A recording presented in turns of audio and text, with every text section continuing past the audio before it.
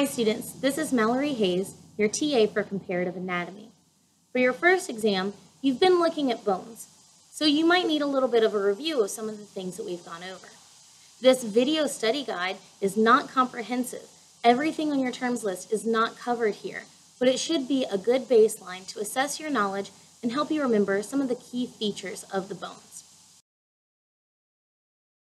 So let's get started with the vertebral column. I'm going to move out of the frame. I'm going to speak from there while you look at some of the specimens. First up, we're going to look at the fish, one of the simpler specimens for you to examine.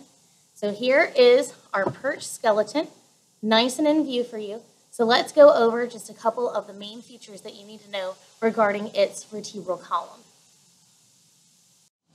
Right now, I would suggest pausing the video and testing yourself to see if you know where everything is on the fish skeleton.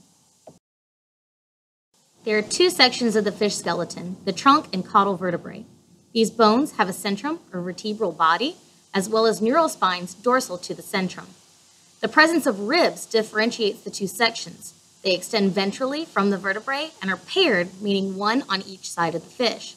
They are not present in caudal vertebrae, where a medial hemal spine extends ventrally into the body cavity. Next up in our vertebral review, we're going to be looking at the mudpuppy or the salamander. Remember, you're only going to be tested on the mounted specimens, so let's go over the regions of the vertebrae that are present. At this point, I'd recommend pausing your video and making sure you can identify all the regions of the vertebrae of the mudpuppy. The mudpuppy has four types of vertebrae, but the most obvious portion being the trunk vertebrae, shown here. A single cervical vertebrae articulates with the skull, and a single sacral vertebrae articulates with the pelvic girdle.